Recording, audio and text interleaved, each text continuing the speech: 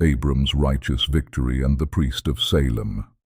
In the ancient world, power was the only language that endured, a harsh reality spoken with both fire and unyielding steel. In the fertile vale of Siddim, a valley now lost beneath the salt-rimmed waters of the Dead Sea, this language was well understood. For 12 long years, 5 city kings of the plain had bowed their knees and paid tribute to a formidable Eastern alliance. This powerful coalition was led by the mighty Chedorlaomer, the ambitious and fearsome king of Elam, who demanded absolute loyalty. But in the 13th year of their subjugation, the heavy chains of servitude finally became too heavy for them to bear. The 5 kings, the rulers of Sodom, Gomorrah, Admah, Zeboim, and Bela, resolved to cast off their bonds and declared their rebellion. War, once declared, was completely and utterly inevitable, and a year later, the terrible storm of conflict finally broke upon the land. The 4 Eastern kings, a Mesopotamian juggernaut of seasoned warriors, swept down from the north like a devastating plague of locusts. They were not merely coming to quell a simple rebellion, they were intent on carving a bloody path of total conquest. They smashed the Rephaim, the Zuzim, and the Emim, giants and fearsome peoples whose very names were once whispered in great fear. They drove the Horites from the rugged hill country of Seir and campaigned relentlessly as far as the desolate edge of the desert. Their destructive path was a long scar of smoke and ruin etched upon the face of the once peaceful and prosperous land. Finally, they turned their full and undivided might toward the rebellious kings of the plain, who had foolishly underestimated their resolve. The 2 armies met in the valley of Siddim, a treacherous place pocked with deep pits of bitumen, a black sticky tar. The armies of Sodom and Gomorrah were no match for the seasoned invaders, and the ensuing battle was a complete and total rout. The confederacy of 5 was shattered, and their kings fled in terror, with some falling into the slime pits in their panic. The victorious Eastern kings then plundered the wealthy cities of Sodom and Gomorrah, taking everything of value they could find. They seized all the food, all the treasures, all the provisions, and they took many captives to be sold into slavery. Among the human spoils of this brutal war was a man who had made his home near the wicked city of Sodom. This man was named Lot, the nephew of the patriarch Abram, bringing the conflict directly into Abram's family with devastating consequences. Lot, his wife, his daughters and all his possessions were now being dragged northward in a long, sorrowful train of captives. But one man managed to escape the carnage, fleeing wounded and exhausted across the harsh and unforgiving terrain of the wilderness. His destination was the quiet encampment of Abram the Hebrew, who dwelt peacefully by the great and ancient oaks of Mamre. When the fugitive gasped out his terrible news, the world shifted for the patriarch, for this was no longer a distant conflict. This was not a political matter for Abram. It was a matter of blood, as Lot, his own brother's son, was in chains. The covenant God had made with Abram was not just about land and descendants. It was about family, faithfulness, and kinship. It was a sacred duty that demanded an immediate and decisive response, regardless of the overwhelming personal risk involved in such a venture. Abram did not hesitate for a moment, nor did he send messengers to negotiate or count the overwhelming odds against him. A fire of righteous purpose ignited within him, and he immediately summoned his fighting men, a small but dedicated force. He gathered 318 trained servants, all born and raised in his own household, a truly loyal and trusted band.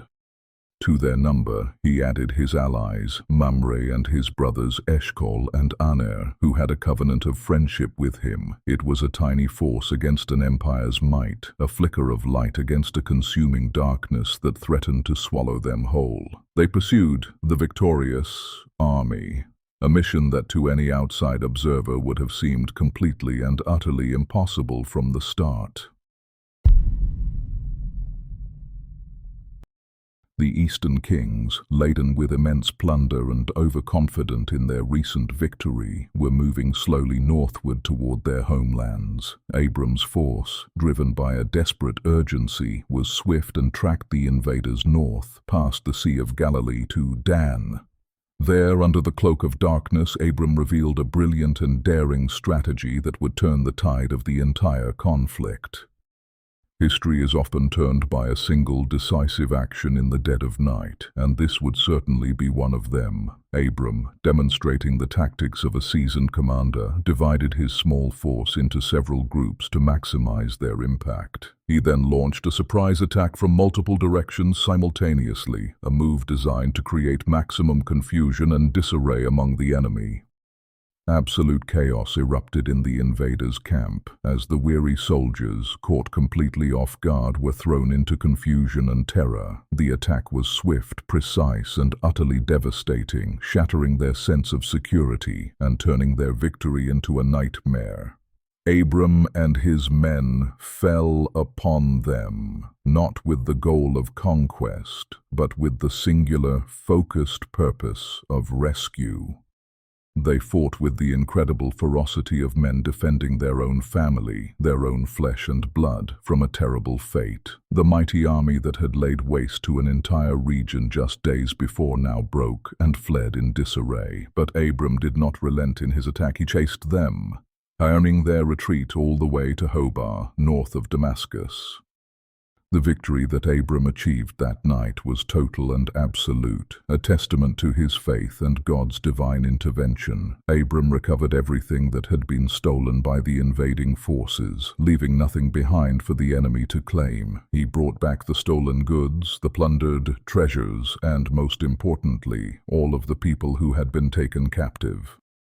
He brought back Lot, his family, and all of his possessions, restoring what had been so violently taken away from him. The long, sorrowful procession that had been heading north to slavery was now a joyful caravan heading south toward freedom. They returned home under the divine protection of the man of faith, whose courage had saved them all from a dark fate. As Abram returned, a triumphant hero celebrated by all, he was met in the valley of Shaveh, also known as the King's Valley. He was met there by two very different kings, each representing a different path that Abram could choose to follow. The first was Bera, the king of Sodom, a man who represented the world Abram had just defied and decisively conquered. But before Bera, the king of Sodom, could speak his piece, another king stepped forward, a figure shrouded in awesome mystery. His name was Melchizedek, the king of Salem, the city of peace, which would one day be known as Jerusalem. He was not just a king. The scriptures identify him as something far greater, a priest of God Most High, the Creator. He came not with worldly offers or demands, but with a divine blessing, bringing forth simple bread and wine for the weary victor. And Melchizedek raised his hands and blessed Abram, his words echoing with divine authority, reframing Abram's victory in its proper context.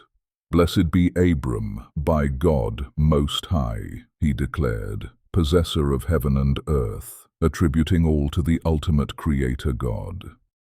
Then he blessed God himself, and "Blessed be God Most High, who has delivered your enemies into your hand," a profound lesson. Abram's response was one of profound faith and humility as he bowed in worship before this priest of God Most High. He gave Melchizedek a tenth of all the spoils, a tithe, a holy act acknowledging that everything he had ultimately belonged to God.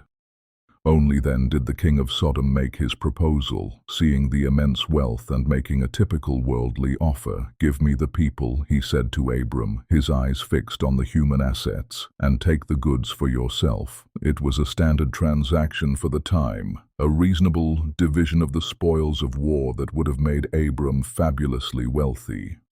But Abram had just been blessed by the priest of the possessor of heaven and earth, and now operated under a divine economy. He raised his hand in a solemn oath, lifting it toward heaven, his voice ringing with conviction for all to hear. "I have lifted my hand to the Lord God Most High, possessor of heaven and earth," he declared, using Melchizedek's very title for God.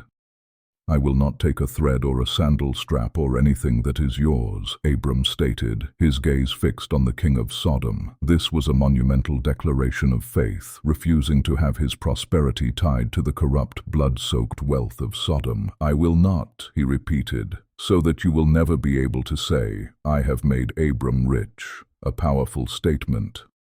He would not allow any man to take credit for the blessings that came from God alone, for his provider was the sovereign Lord. Abram chose honor over wealth, faith over fortune, walking away from the king's valley richer not in gold, but in character. His greatest victory was the one he won in his own heart, choosing to trust in the great covenant of God.